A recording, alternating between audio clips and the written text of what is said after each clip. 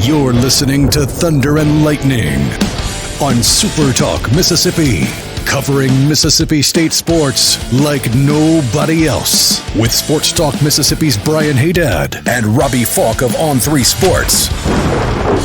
Now get ready for Thunder and Lightning. This is Thunder and Lightning here on SuperTalk Mississippi. Brian Hadad and Robbie Faulk here with you on a Wednesday morning. Thanks for joining us here at supertalk.fm or wherever it is that you get podcasts from. We appreciate you guys out there, our great listeners, especially our servicemen and women out there taking care of us. I want to thank our sponsors at Strange Brew Coffee House and Churn and Spoon Ice Cream. Start your day the right way with a trip to the drive-thru over at Strange Brew Coffee House here in Starkville or at Brupolo over in Tupelo. Be a little weird, Robbie, if Brupolo was in Lula. That would be weird.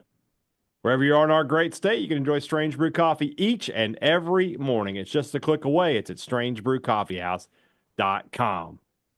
The Mississippi Beef Council wants to remind you that beef, it is what's for dinner. If you are cooking out this weekend, nothing beats the sizzle of beef on the grill. And if you're not, you don't want to cook, that's not a problem either. You can just head out to one of your great local steakhouses. There's just one everywhere you turn in our fair state. Eat beef this weekend. Everyone's going to be happy when they do. Beef, it's what's for dinner, thanks to our friends at the Mississippi Beef Council. Two Brothers Smoked Meats in the heart of the Cotton District is the place to find the smoked Southern soul food that you are looking for, and you are looking for it. And I did screw that up because, I'm just used to doing Mississippi Beef Council going into Two Brothers. But you know what? We're going to roll with that today. You're in charge. You can do whatever you want. I do what I want. You can. That's right. Have to answer anybody. Do you know what this is right here? You know That's where the power lies. That is where the power lies. That's right. So you do whatever you want to, bro. So I love Two Brothers Smoked Meats. I have not eaten there in a couple of weeks, but I will be back there very soon. Probably going to go once again for the Build Your Own Basket. And if you missed us talking about that, if you like cheese fries, if you like pork rind nachos, yeah, then you can make them however you like them. Pulled pork, pulled chicken, pork belly. You can even do scrimps. A little scrimp? A little scrimp. Ooh. Now, tell me some barbecue scrimp nachos don't sound good. That do sound good. I've done it again. Yes. So head over to Two Brothers Smoked Meats, or if you want to go a little more refined, a little more what the French call a certain, I don't know what. Je ne sais quoi. Yes. Then head over and grab you a fancy sandwich over at the Older Brother. Two Brothers Smoked Meats and the Older Brother, two of my favorite places in all of Starkville. So we go there. I don't want to do Restaurant Tyler right after two. No. We're switching everything up today. It. Great products and great service. Every business likes to promise it to you. They deliver it to you at Advantage Business Systems. They've been doing it for 50 years. 50 years. This one definitely got moved around. Yeah, we're moving it. We're doing a complete shuffle today. We're moving and shaking. People are going to tune in. People who skip a little bit, they're going to be like, oh my God, I skipped too far. They're going to think we're 45 minutes into the show. It's election day. Yeah. We're not going to talk politics on here, but no. There's a lot of things moving and shaking, including the ad reads. What I would tell you is that if you need technology for your business, you should elect to talk to the good folks at Advantage Business Systems. 601-362-9192, or you can visit them online at absms.com. Find out how Advantage Business Systems will help your business do business. There are people who are listening right now, and I've thrown their day completely off. Yeah. Well, there are families that when they're riding down the road, they know exactly the pattern. You completely. They're turning around. They're going home. They're like, we can't get out of bed today. Kids are like, Daddy, this isn't right. This isn't Thunder and Lightning. Sorry. Before you go to the games this fall, make sure you head to Maroon & Co. Can't wait to see how I butcher the ad read. By the way, at the end here, the next one. Oh gosh, I got to remember what I've done at this point. Mike can help. Yeah, all right. No promises. Well, we can help you save some money at Maroon & Co. Our promo code is Thunder15, 15% off all regular price items. Some exclusions do apply. If you're looking for new gear to wear to the games, to have at your house, to have on your car, to have at your tailgate, it's all right there at Maroon & Co. If you're looking for Bulldog Initiative gear, it's there at Maroon & Co. If you're in Starkville and you need Mississippi State gear, the place to go is Maroon & Co. That was an ordeal. It was an ordeal. All right. You know what day it is. It's time for the Rumblings. Let's see if I don't know how. I don't think we have a ton of questions today. I think everybody got so caught up in the basketball. Well, I screwed it up last night, and I came through late. It was late in the game. Yeah. So that's fine. We'll just jump right in.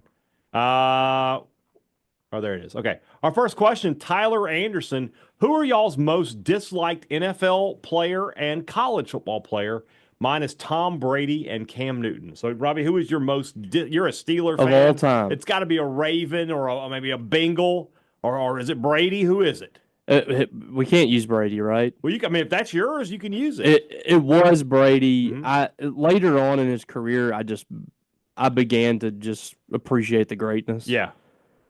But for most of my fandom, when he was in the NFL, it was absolutely Tom Brady. Yeah. I hated Tom Brady. Mm-hmm. College player, trying to think. College football player. I don't know. I don't know who would be my number one. I'm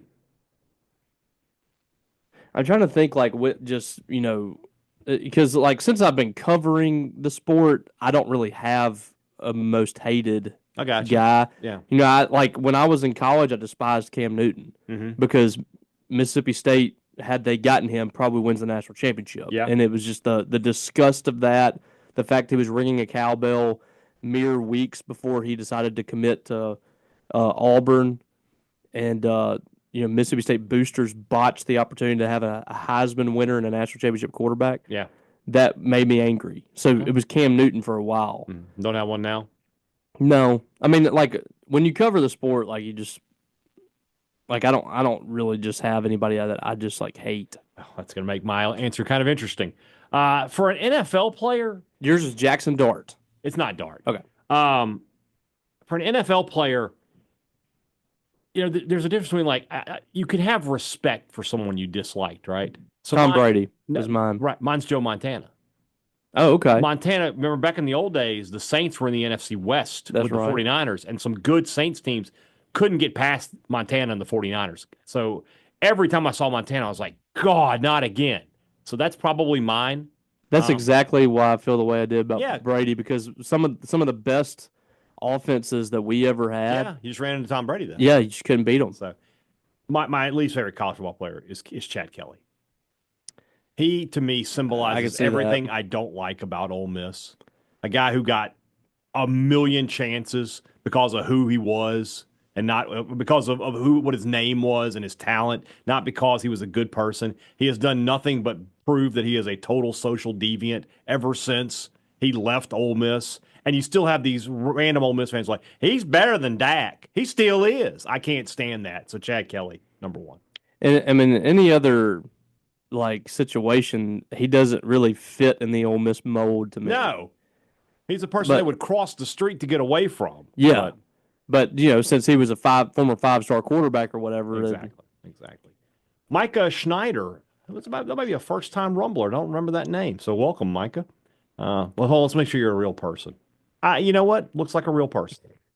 I had one last night. They followed me. I looked for 2 seconds at the thing. I Googled their picture. It was somebody else. I was like, when the picture's blurry, the picture's blurry, it's not them. This was a completely clear picture, but as soon as I Googled it, it was somebody. It was like a real person's Twitter account. I was like, I'm out. I can confirm to you that Micah is real because he used to be in my Sunday school class. Okay, great. So welcome, Micah. Yeah, I know who Micah is. Well, he's got one here. It's kind of a little bit of both of us in this question. Is there anything worse than being a State Saints Yankee fan right now? Yeah, I could think of some worse.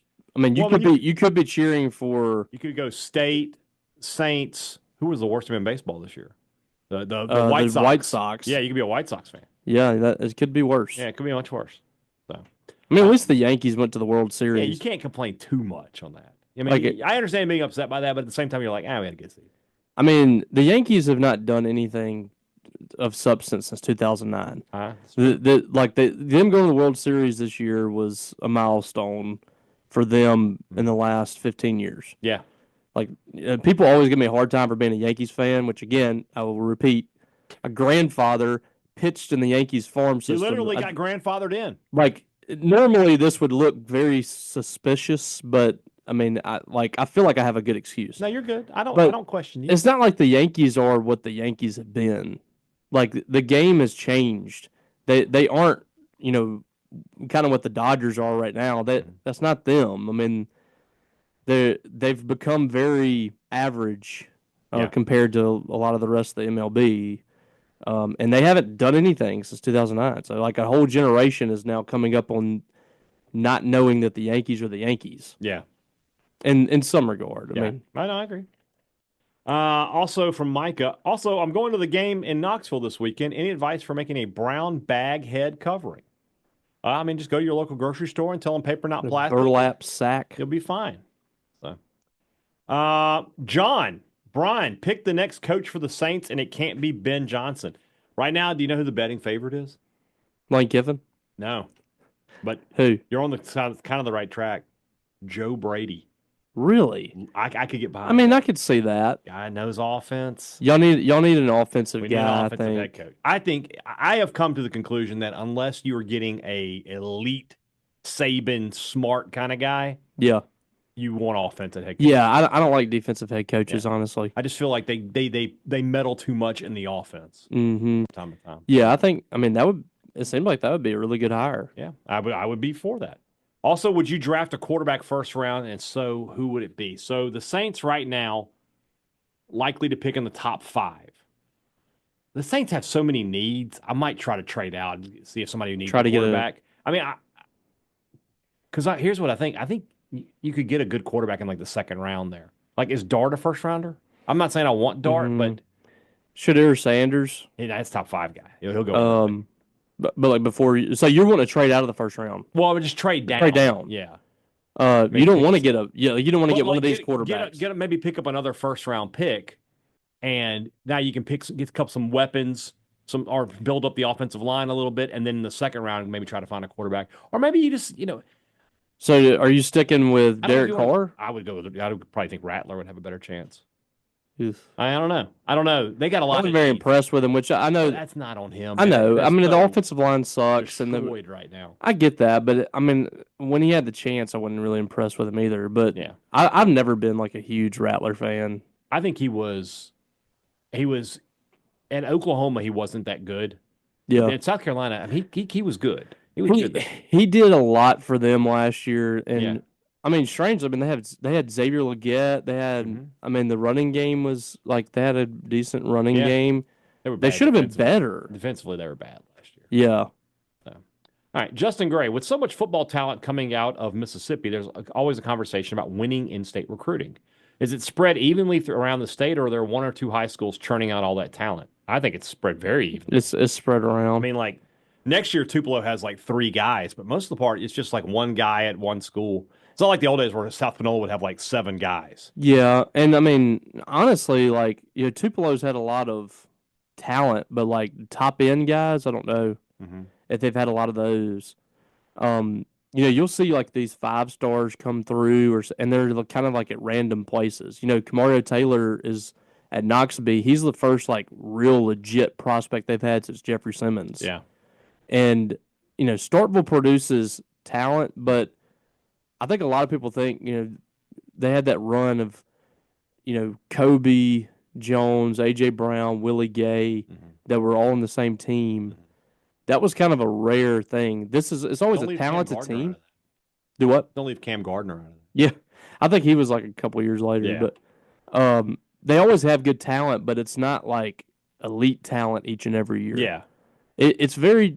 George County, they've produced some good players. They tend to have some decent players. They don't always have a Deuce Knight or something like that. Right. So yeah, it's all over the place. We've seen guys from North Mississippi, the coast, the Pine Belt, Central Mississippi. Yeah. It's kind of all over the place right now. You look at the top 10 in Mississippi this year; they're all from different schools. And they're all, you talk about they're not all big schools, like Choctaw County. Yeah. George County, not a big school. Quitman, not a big school. Knoxville is what, a 4A school? 3A. Mm-hmm. Then you got Laurel. Tyler Miller's from Laurel. Winona is a 3A school. Tyler Miller is from Laurel. Yeah. Right. Tyler Lockhart is who you were about to say. He's from Winona. Mm-hmm. Andrew Maddox is from Oak Grove. That's a big 7A school. Oak Grove produces some talent. Tyshawn Willis is at Velma Jackson. That's a 1A school, right? Yep. Yeah. Jacoby Hobson's at Lake Cormorant. I think they're a 4A, I think. They might be 5. Okay. And then Mario Nash is at Kemper County. So not only are you talking about 10 different schools, but, all right, so North sort of northeast Mississippi in Choctaw. George County is near the coast.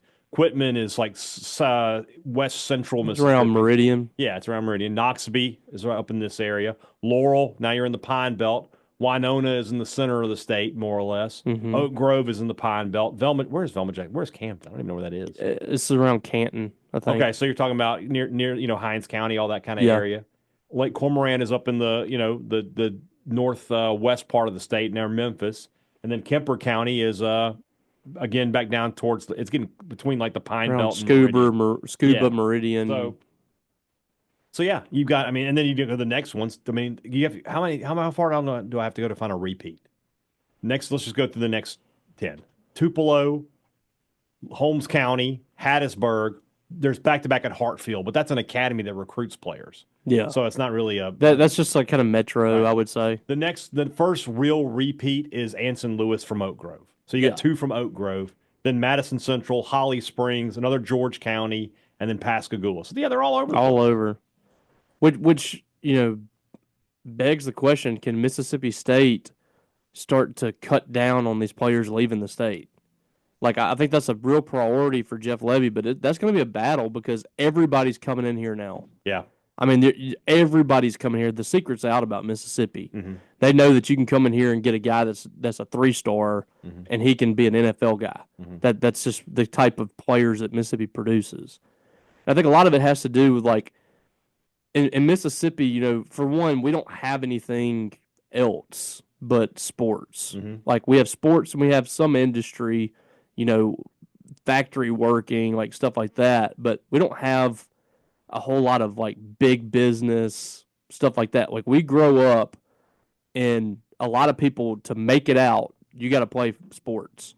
Mm-hmm. And it's tough. Like you go through adversity, you have to fight through a lot of hardships in life. A lot of us, grew up in low income or low middle class families. You have to fight you don't have a silver spoon. Yeah. And I think people are finding it out. These guys, when we bring them in, they play harder than everybody else. They're tougher. They can take things, more than a lot of other guys. A lot of them are more coachable. Mm-hmm. It goes beyond just being a freak athlete like a bunch of these guys are. I mean, they're good, all around good players. Yeah. All right. Hunter Bolin asks, who wins this tag team cartoon dad match? Fred Flintstone and George Jetson versus Hank Hill and Peter Griffin. I think this is an easy win for Flintstone and Jetson. Flintstone is a legitimate caveman. Yes, and he has like this massive club. Yeah, that he can just hit people over the head with. He picks up a dinosaur on a regular basis. Hank Hill and Peter Griffin, big tough guys. George Jetson's going to have some ingenuity. Yeah, he's from the future. Yeah, Hank Hill and Peter Griffin are middle-aged dads. Peter Griffin's, for lack of a better word, he's out of shape, lazy, doesn't look very athletic. I mean, and Hank Hill kind of the same way. This would be a bloodbath, I think. Agreed. Where are we here? Sarthak Sharma. So Sarthak, he comes in my post game. He's always Sam Sharma. I always feel like I butcher his name. So I'm just gonna go. Start calling him Sam. He's now Sam. So Sam, now Sam. Rumblings question: I watched the South Carolina A&M game, and the game atmosphere at South Carolina looked incredible. How far are we from that? And how much blame does Selman get for not investing in football? I mean, I feel like Jose Mourinho here. Those were investments from the past. So I mean, that's something that South Carolina was doing 5-6 years ago. Yeah. So Selman has some blame in that it hasn't happened yet. But I feel like those plans are in the works. But the real blame lies in the previous administration. Mm-hmm. How far are we from that? I mean, I think next year you'll see some upgrades, but I don't know if it'll look like that. I think the issue here is like, and we have discussed this before, and I don't want to go too deep in it, but I think that it gets thrown around like, is Mississippi State poor or not? Whatever. Right. I don't think that Mississippi State is poor, that Mississippi State doesn't have any money right now. I think they're just trying to be wise in the money that they do have. And from Selman's point of view, it's that, the previous administration spent a lot of the funds within the athletic department on facility upgrades. And this administration likes to fundraise for those facilities. If you look at the new locker rooms and the lounge area in basketball, which if you have not seen that stuff, it's incredible. It looks amazing. Have you seen some of that? I've seen some of not the rendering, the pictures. Yeah, The courtside area, that was our press conference room for years, and it's now been turned into almost like a speakeasy type atmosphere. A place you can come in. They have a bar in there, pregame drinks, food, all that stuff. There's this big light up sign in the lobby that says the Hump. They really outdid themselves on that. Like, I give Selman all the credit on that, but he went and fundraised for those things. There's people's names on plates when you look outside of those buildings or rooms, and it's got their name on it. That's how a lot of people operate. Well, Mississippi State did not operate that way for a lot of the projects for the previous administration. Right. So a lot of that money is not there, and that's why you've seen some prices go up on food. Last year they had softball season tickets for the first time. They're trying to make some money. Prices are going up at baseball. These non-revenue sports, they got to make some money somewhere. But on these upgrades at football, like some of this stuff, I feel like I'm at the point where you just have to do it. Whether that be through fundraising or taking out a loan, or I don't know, but this stuff we're at the point now where it's a necessity. You're the only school in the SEC that doesn't have that stuff. So at some point, you're just going to have to bite the bullet and do it. And, prices are not going to go down for a while on construction costs, I don't think. So, do you want to go ahead and do it now and get it out of the way, or do you want to wait for it to go up another $10 million or something in 5 years? Exactly. Did you hear any of that while you were typing away? Yes, you were talking about how Mississippi State's going to attack this and how construction costs aren't going anywhere. And that was the last thing I said, but you didn't listen to any of it. What were you doing over there? I'm trying to get money into our program. Oh. Dealing with customers. You feel like this is the time to do it, not when the we're person texts me on air. I got to do it. I got to do it. We're on air right now. We're live. Great news. This is live, pal. Great news. I can always just go back and listen to what you said. This is live, pal. Yeah, you'll get over it. You're already over it. Yeah. Allison asked us to give her a quick who's who of the new faces on the men's basketball team. Allison, did you not listen? I'm hurt. We did a whole podcast. We have a lady in the Rumblings. Yeah. Let's be respectful, please. I'm being respectful. Respect is happening. All right, so the new faces. Well, you saw a couple of them last night. Yeah, I thought a good portion of them played pretty well last night. Yeah, Famina was really the only one who didn't get real minutes. He played at the end, which was, I thought, surprised. I was surprised. This is we're going to go a different way, but the big man rotation surprised me. Seeing Gal Troll out there that early surprised me. I think Jan's was pronouns pal, as Jim Ross says. I think Jan's was rewarding the guys that had played hard, been practicing hard, and probably sending a little bit of a message. I'm sure there was a little bit of a message to Riley Kugel. Mm-hmm. I'm sure there was a message to Michael Nwoko, who's a guy that they hope can blossom into a starting center for them. Yeah. And it was a message to Keyshawn Murphy that you've done everything right this offseason. You deserve to start. So the only new face that started was Kanye Clary. Yeah. And you certainly saw some flashes from him. Numbers weren't great. Yeah, but you see the talent. You can see that guy's going to be a stud. Obviously, Claudell Harris had the big night, 20 points, 6 3-pointers for him. Michael Nwoko played some good minutes for Mississippi State. Mm-hmm. I thought that R.J. Melendez showed some flashes, looked okay. He's going to defend. Yeah. He's got the ability to shoot. He's got the length. Yeah. You could see why people were saying he could replace DJ. Yeah. You look at the numbers, they're very comparable. I think that Riley Kugel, I think it may have been you that asked about him, but just didn't have the opening night. Like the night that Claudell Harris had, I thought that Riley Kugel might have that kind of night going into the game. But I just have so many questions with him, like how he's going to react to Jan's coaching style. Yeah. Is he going to be able to kind of live up to what Jans wants. Yeah. That's the biggest thing. And like Jans is even, I mean, he will tell you straight up what's going on behind the scenes. Yeah. Like he'll tell you if a guy's not doing what they need him to do. And one of the things that he said, I think it was a couple weeks ago when he talked to the media, was that they're still trying to get him to play the way they want him to play. And he even said it last night. He didn't think that Kugel was out there going through the motions or not playing hard. And I think you could see that. I thought he played hard. I think it just didn't go his way. But if you get that guy playing at the best of his ability, which Jan's mentioned might be the most gifted player on the entire offense, you really got something going. So yeah, it's an exciting group that I think has a ton of potential. But you can definitely see a major difference in the style of play in this team and the last two. No question. I thought that Kugel didn't seem frustrated, at least, the way he played. I thought that he didn't play well in the first half, but he came out in the second half and gave you some good minutes. And he did some things where you can kind of see the basketball IQ. Mm-hmm. Just the shots weren't falling for him. Yeah, he'll be fine. A lot of these guys, I was talking to Paul on the way back, walking to our cars, and I was just saying, like, it's not going to be Claudel Harris's night every night. Right. I think there's going to be nights where Kanye Clary drops a 30-burger or something. It could happen, yeah. Or Riley Kugel goes off, or R.J. Melendez hits some big shots. I think Hubbard's going to be probably your most consistent guy without a doubt.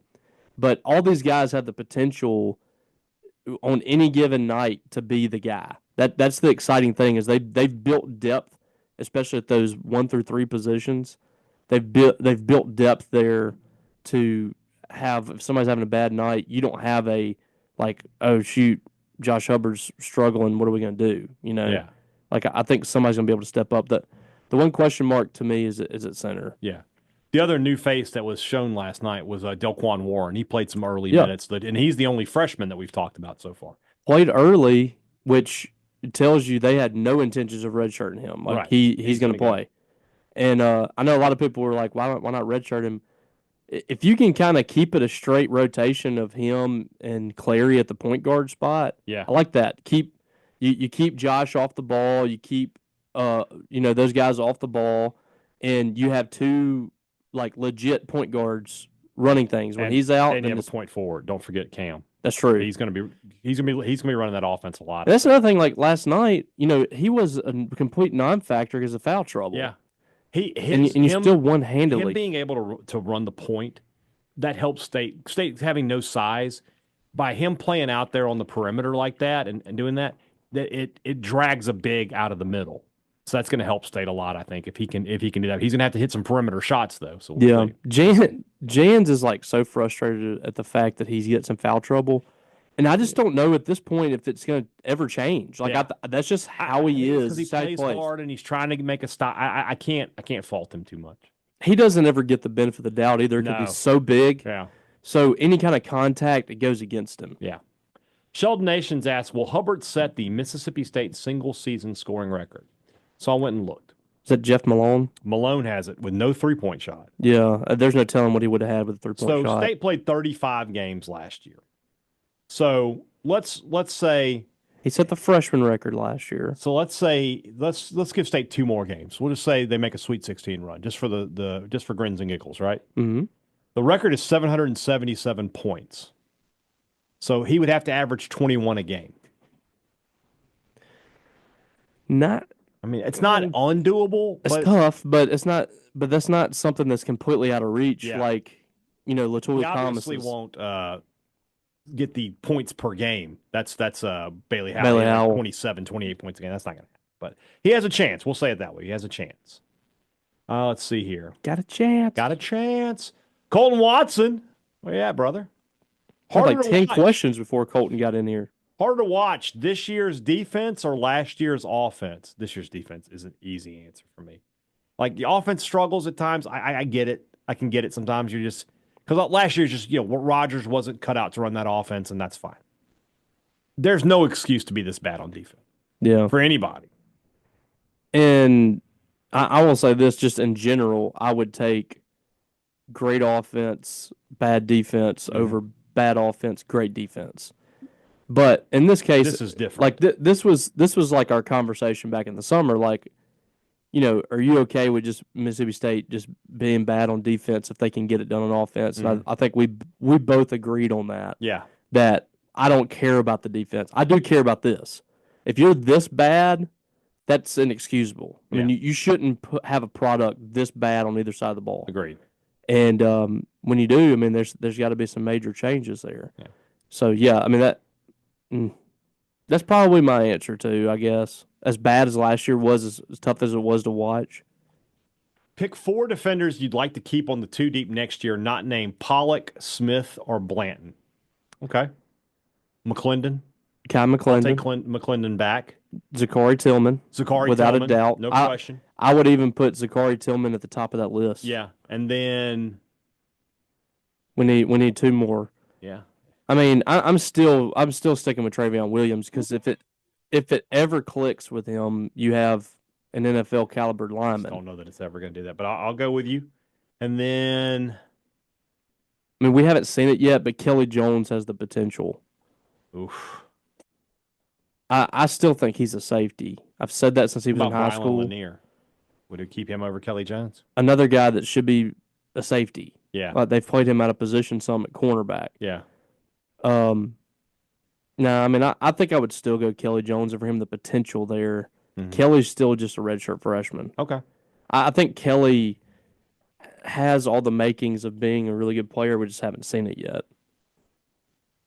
But yeah, there's not a ton of guys that you go to bat. But to me, I mean, like I said, I mean, I would put Zachary Tillman up there with Isaac Smith. Just from every time he's in the game, I feel like he's one of the only people that's kind of dynamic out there that can make a play, knock a pass down, maybe get in the backfield, something like that. Like he's one of the few. Also, from last one from Colton here, rank these things in terms of future NIL dollars prioritization. Buying a new defense, retaining Coleman, Craver, MVB, and other offensive playmakers, adding new offensive talent, including the new offensive line, and Josh Hubbard year 3. That might actually be... That's the correct order. Yeah, like I love Hubbard, but he is dead last. Well, and I don't think it's going to be like pressing. Like I think Josh is happy here. I think he knows you're going to make it work for him. Yeah. But State has to get defense, and then they have to retain Craver and Coleman. Coleman may go to the draft. I don't know. Craver and MVB need to be on this team next year. Which I have no anticipation that they won't. Right, but you never know. And then you got to add around them, and then Hubbard. That's the correct order. Yeah, we did. We did it. All right, we'll do one more, and then we'll go to the break here, which again could be a train wreck. Hail State 5 ever. Okay, 5 ever, not 4 ever. Yeah, I don't get it either. Which former MSU coach? There's meaning there. Yeah, I know. Would you vote for president? Also, which former MSU player would you have as their running mate? Any sport, anytime, doesn't matter if they were on campus at the same time. Okay. Jackie Sherrill. That's not where I was going. Mine might have upset some people, but it popped into my head. I'm like, yep, that's the correct. Jim Moorhead? No. Vic Schaefer. Oh, yeah. Vic Schaefer could be president. He could definitely run the country. Because he's down home enough. But he's also a hard guy. He knows how to run things. And then what former player so I need a little bit of a softer edge, right? I need somebody who's a little more fan-friendly. Mm-hmm. Mangum. Oh, yeah, I could definitely. You tell me I can vote Schaefer Mangum. That's change I can get behind. The moniker, the mayor, is there's never been a better name for someone, I feel like, than calling him the mayor. Yeah. If Jake ran for office, I would vote for him without any hesitation. Yeah. The other one from Hail State 5 ever, and then we'll do the break. Since when did hating your rival turn into them living, quote, rent-free in your head? How is it not healthy and normal in a rivalry to rag on each other and point out how you're better than them? Or is that lame now? This is just something that people do because they know it upsets you. They do it whenever times are tough for them and they don't have anything else to say.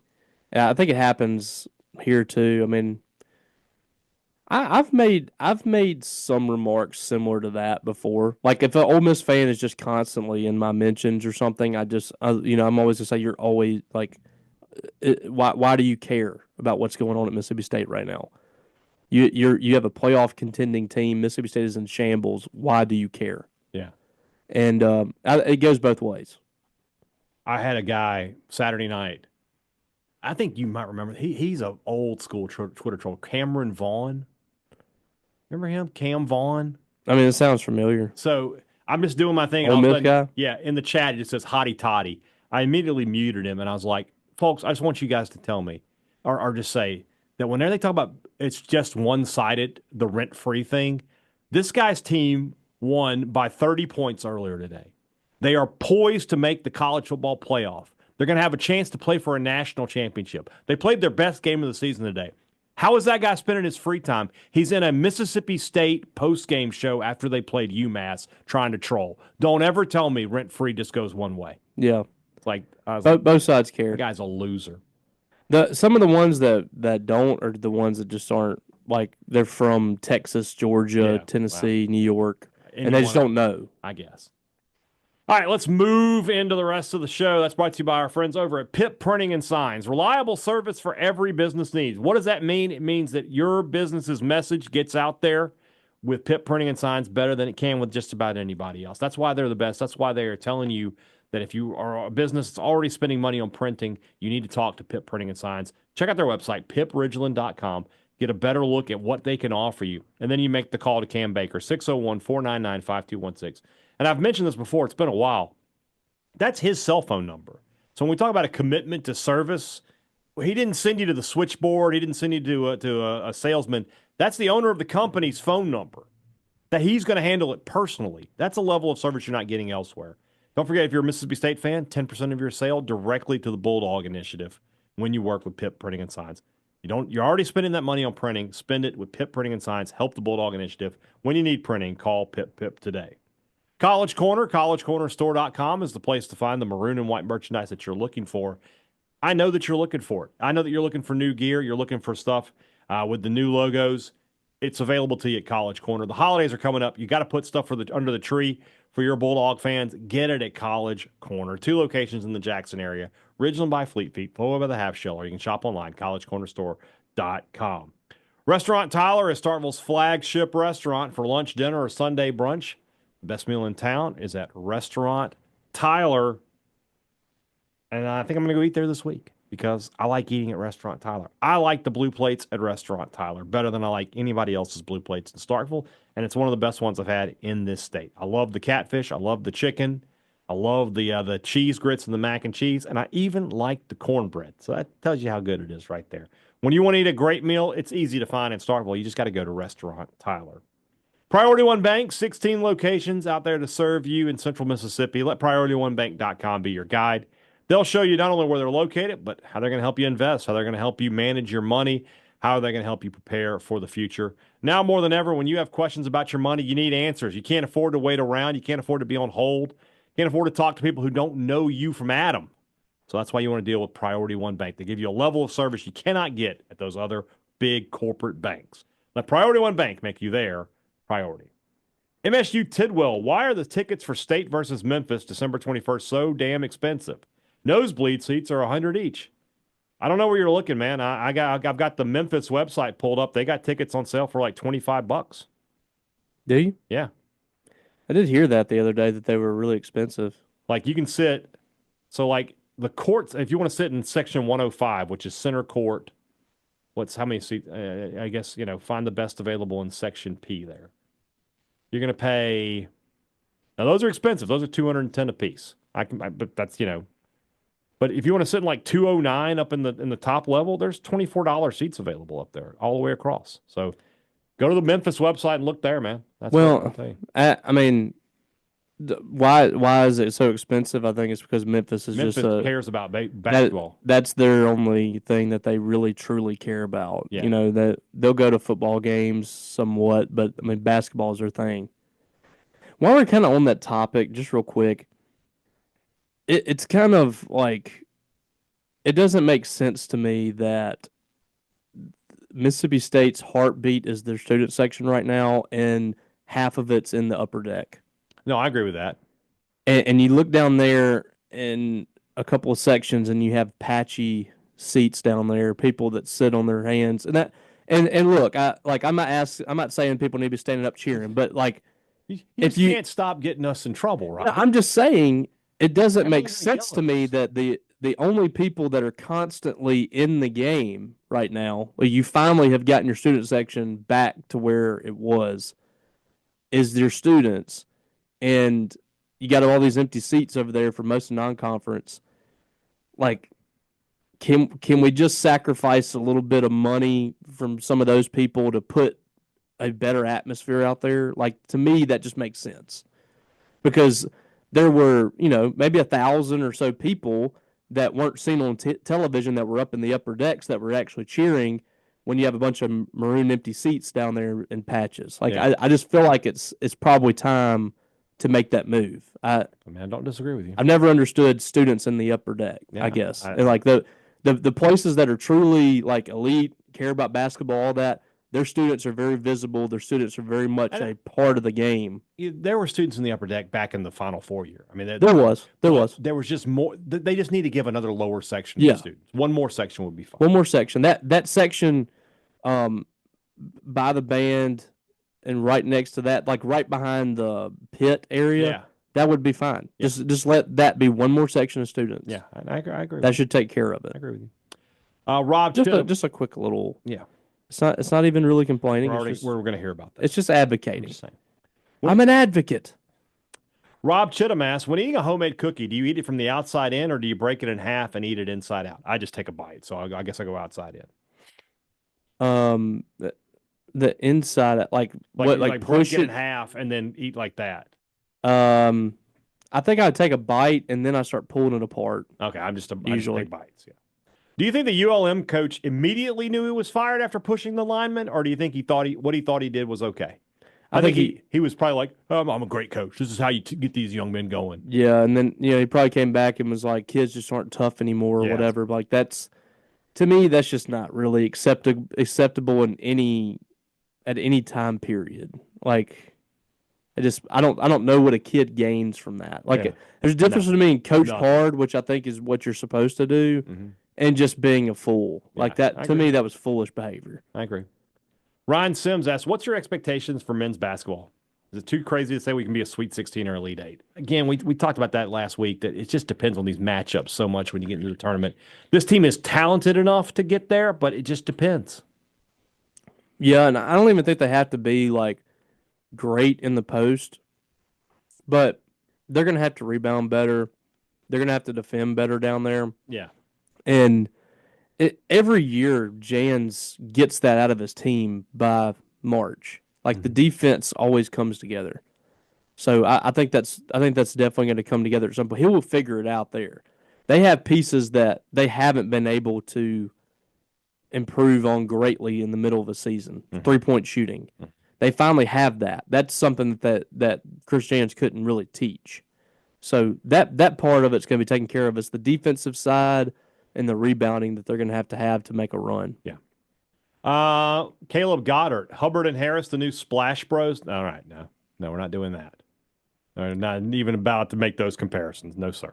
Yeah, and just come up with another. Just find another. Well, I mean, I'm just saying, I'm not going to sit there and tell you after one game that those two guys are equal to Steph Curry and Klay Thompson. Just not gonna do well, if they do this like 5 games in a row, then we'll talk. I think they're capable of being like the college version of that. CJ Moore asks, which Mississippi State sports figure or story deserves its own movie? Like an Invincible, The Blinds. Why would you include The Blind Side? That is a fictional movie based on a work of fiction and a bunch of stuff that never happened. Rudy, kind of the same. There's a lot of differences in Rudy and what really happened in the movie. Yeah.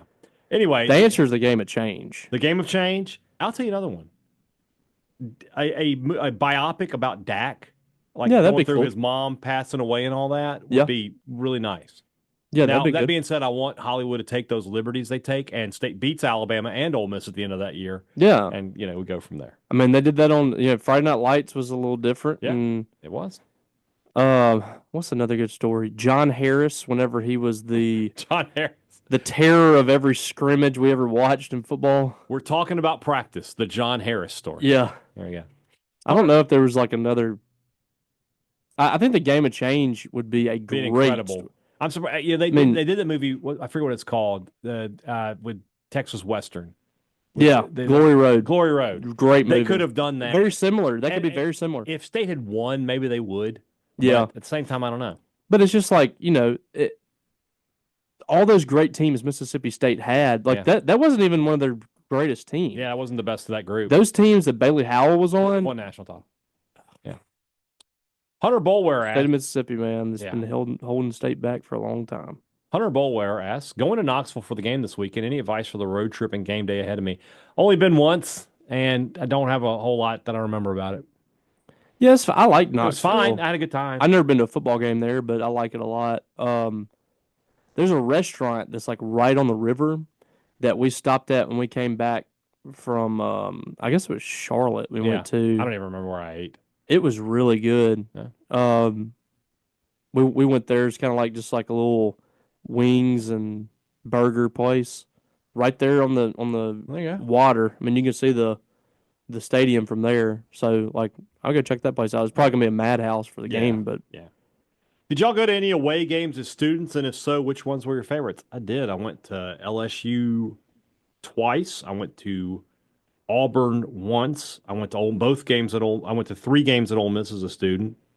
I went to 2 at Alabama. So yeah, the best one I went to as a student was the 97 Auburn game. I don't know if I went to like a road. I went to a bowl game. Mm-hmm. You ever go to an Egg Bowl up there and go to Oxford when you were a student? No. When I was a younger kid, I did. Oh. I didn't go when I was in school. When I was at State, that would have been like 2010 and 2012. I didn't go to either one of those. But I haven't missed. Well, I take that back. I missed in 2016. I haven't missed one since. Other than that one. Yeah. I've been 2013 through now, with the exception of 16. I've been every year. You've been a lot longer than that. Yes. You've been since like the 80s. Right? No, the last one I missed was 92. Okay. So I think Paul's been to every one since the 80s. His streak is ahead of mine. And then David Murray's streak is ahead of both of us. And he missed 1 year, I think. I think he might have missed a couple years ago. I find that out. I might be. Yeah, okay. I didn't know it was ahead. Yeah, Paul, I don't know. I can't. Paul is like 2 or 3 ahead of me. So my streak, 93. This would be 32. I think this year is correct. So, yeah, I've been 13 through now and take out 16. You've been to this 6 in a row. Yes. Okay. There you go. Alexandra Watson asks us, when you see a train that has 8 in a row. 7. No, you missed. This will be my 8th. This will be your 8th. Okay. Yeah. 17, 18, 19, 20, 21, 22, 23. Yes. 8 in a row. Alexandra Watson, when you see a train that has engines on both ends, is there a conductor in both engines? I think not. I think because it just depends on which way it's going. That's where the conductor would be. I don't know the answer. Yeah. I don't know. I am just straight up going to Google this question. Yeah, I don't know what trains are like. I haven't been on a train in a while. I don't know what they're like these days. The AI overview says no. When a train has engines at both ends, there's typically only one conductor on the entire train, regardless of what engine they are situated in. They are not in both engines simultaneously, as only one conductor is needed to manage the whole train operation. There you go. Okay. We just learned something today. Wade Jones, do you think that society is getting smarter or dumber? Let me tell you why I think it's smarter. Because after he scared the hell out of me by turning on his blue lights as I was walking to the game, now whenever I'm walking to the game and I see a highway patrol car, I'm on alert. I'm looking in both ways, making sure that you got PTSD. I have gotten smarter. I think as a society we're getting much dumber. Yeah, I think we're on the bordering on idiocracy here. We haven't even gotten to iPad generation yet. That generation, they might blow up the whole world. Yeah, it's very possible. That's going to be the start of idiocracy. Yeah, I agree. That's maybe they can freeze one of us. They'll just freeze one of us, just like they did in the movie. And we're totally average human on Earth at that point. We're totally average human beings in this age. But when we come back, we can tell them, no, you actually don't use Gatorade on plants. It's Brawndo. I know, but in this, we can actually talk about Gatorade. And crave. Exactly, electrolytes. Yeah, the stuff out of the toilet. Yeah, maybe we need to put water on this and it'll grow. My God, this guy's a genius. Put him in the cabinet. It's the stuff that's out of the toilet. The President Camacho. That makes me laugh every time. Kenny Manning, I've never seen a single episode of Miami Vice, Magnum PI, The Office, or Parks and Rec. What wildly popular TV show or movies have you never watched? First off, this is quite the spread here. Like Magnum PI and Miami Vice are 80s shows, and then you go into like the 2010s. Like, how old are you? It's cool if you're like 20 and you've never seen Miami Vice. Yeah, but I mean, I think he's just using several examples. Mine would be 3 of those. I haven't seen Parks and Rec. Okay. And I haven't seen Magnum PI or Miami. Like, I haven't watched an episode of those. Okay. I know what they are. Mine is I've never seen an episode of any CSI. Never. Very sparingly. Yeah. Like, if it just pops up, you know. Never watched an episode of Grey's Anatomy. I have because of Becky. Becky likes yeah, that shit. she's obsessed. I have never watched it. I never watched. I'm trying to think of like. There's a show that people told me I would really like, but I've never seen. Is The Shield. Yeah, I haven't seen that one either. I've never seen one, but everybody tells me like you would really like. What about La Femme Nikita, whatever that show was? La Femme Nikita that came on after Raw. Yes. I never stayed tuned. What was the other one? Like Silk Stockings. Stalkings. Yes. Stalkings. And then like a light erotic thriller. For Nitro, it was ER. Yeah, ER was before Nitro. Yeah. I've seen ER. I'm trying to think. Is like another. What about movies that everybody's seen, but you like? Throw one out, and I'll tell you. Throw one. Like what? Okay, let's. I'll tell you what. What are the 10 highest grossing movies of all time? Okay. All right, here we go. This is not actually because these aren't classic movies. It's going to be like the newer ones, like Spider-Man. I've seen The Lion King. I didn't see Jurassic World. But that Lion King's the live action one, isn't it? Is it? Oh, if it is, that's awful. I think that's the live action one. Like just type in most popular movies of all time, not the highest grossing, because that's going to take into account that's just going to be today's movies. Okay, I'm with you. Okay. The most watched movies. There we go. I haven't seen Scarface stuff. I haven't seen number 1. What's number 1? Titanic. You've never seen Titanic? Never watched it. What? Now it became a thing in college, and I was just like, I'm not going to watch that. Oh wow! All right, so I've seen that. I haven't seen that. I thought everybody had seen Titanic. I haven't seen it. E.T. Never seen it? No, I have seen it. Oh, okay. I'm asking you. Yeah, I've seen it. Okay. Wizard of Oz. We've both seen it. The first Star Wars. Yes. Okay. Lord of the Rings: Return of the King. I've seen it only a billion times. Yeah, I've seen it a billion. Yeah. Snow White. Yeah, seen it. The cartoon. Yeah, there's 100 of those. Yeah. T2. Terminator 2. Yeah. The animated Lion King. Mm-hmm. The Godfather. Mm-hmm. The Jesus film. The Jesus film. I think I've seen it. I think they showed it on TV. The Jesus film. I'm trying to let me see think which one that is. Yeah, let me see. Let me open this. Is it like from the 70s? Yes, from 79. I've seen that. Yeah, we had that on VHS. We watched that every year. I am not surprised to learn that. My mom, like, we were the quintessential Christian family. 20 movies here. Jurassic Park, seen it. Yes. Yeah. With Newman. Yeah. Nobody cares. Nobody cares. Raiders of the Lost Ark. Oh yeah. Yeah. I've seen all the Harry Potter and the Sorcerer's Stone. Mm-hmm. Okay. Yeah. Shawshank. Yes. Schindler's List. I haven't seen that. Never seen it. I don't know a lot of people that have. I'll be honest with you. Like I know a guy who made out during it. George Costanza? No, it wasn't George. Oh, it was Jerry. Yeah. Jerry. The Dark Knight only a billion times. Yeah, that's probably your most watched movie ever. It is. I can quote a lot of it. Pirates of the Caribbean, Curse of the Black Pearl.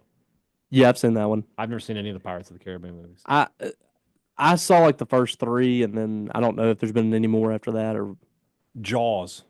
A bunch. I've never seen Jaws. Have you really? I know what Jaws is and all that, but I've never sat down and watched the movie beginning to end. I've come in at parts of it. I know how it ends, but like I've never sat down and watched beginning to end Jaws. I watched that when I was a kid. I watched that with my cousins at a beach house, and I legitimately thought a shark was going to climb up the steps from the bay, not even salt water or whatever. This is like natural water. Yeah, it was going to climb up the steps into the building. Like I don't know what I was thinking. The last 2 are 2 of my favorite movies. Fight Club. Yes, Tyler Durden. I love Fight Club. So great movie. Pulp Fiction. I have not seen Pulp Fiction. What? Yeah, That's really surprising. I've seen scenes. Man, you should That's watch one of the Pulp ones. Fiction. That one and Reservoir Dogs I've not seen. You see Reservoir Dogs? Mm-mm. Oh, you would love those two movies. You would absolutely love them. Like I've been meaning to go through like the Quentin Tarantino movies that I haven't seen. I think that's the only two. I think of the top I think I've 25. seen Dust to Dawn. There's one more in the top 25. Neither one of us will have seen, I don't think. So we'll finish it up. 21, Forrest Gump. Yes. Oh yeah. Shrek. Yeah, I've seen only that a 100 bunch. times. Transformers. Yes. Yeah. Shia LaBeouf. Yeah. Back to the Future. Mm-hmm. And then Citizen Kane. I haven't Never seen Citizen that. Kane. Never seen that. So. There we go. Orson Welles. Is Yeah. that? Trying to think. I've seen, and then like the next four are classic movies. I've never seen Psycho. The original Norman Psycho. Bates. I've never seen it. Yeah. Yeah, I've seen that one. Sound of Music. I've seen 100 times. Ben-Hur. Yes, with Charleston Heston. Unbelievably good movie. Very good movie. Ten Commandments is a great movie. Gone with the Wind. Yeah. I'll tell you a Classic. story. One of Those were those movies that used to come with two VHSs, Yes, and yes. you would have to like we put watched, the second one we in. watched Gone with the Wind in school, We did too. and one of the parents got mad because he says, frankly, my I dear, don't I give a don't damn." give a damn. So we couldn't watch it. We never got to watch it again. We used to watch Braveheart, and my teacher would stand in front of the TV when they were Yeah. um Oh, yeah. When they were flashing everybody. when they were When other things were not happening. that Oh. not that part, but the one where they'd Well, just gotten married, Mel Gibson Yeah, and yeah. his wife, and they were So they just put it in front of the TV. Yeah. yeah, the teacher would All just right. stand there in front of the TV, and then Number 30 is Saving Private Ryan. I've both seen that. great movie. Yeah. All right. True story. It is. It is. More of a true story than The Blind Side. It very much is. Cameron Worm. Big worm. If you were president, what would you do to make Mississippi State better? Now, is he asking this as president of America or president of Mississippi State? President of Mississippi State, which we answered this last week. Oh, okay. Well, then we'll move forward. Well, I think it was like, would you rather? Which one of you would be AD and I president? got But we talked about things Yeah. that would change. Ford Polk, is it possible that State never plays Alabama with Kalen DeBoer as the coach?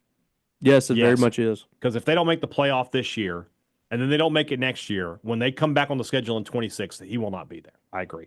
Yeah. What's the better coloring for State script? Maroon lettering, white outline, or white lettering with maroon outline? I like maroon lettering, white outline. You trying to picture it in your head? yeah. Maroon lettering with white outline or white lettering, like the letter is inside white. and Yes, it's I hate maroon. that. Yeah, okay. They tried to do that with the M State, remember? Yeah. And that was awful. Yeah. The current M State, I know we've gotten, we're haters of it or whatever. Mhm. It is actually that's the best looking version of the M State. Oh, yeah. The one with it's Oh. maroon. I think it's got like a black outline. There you go.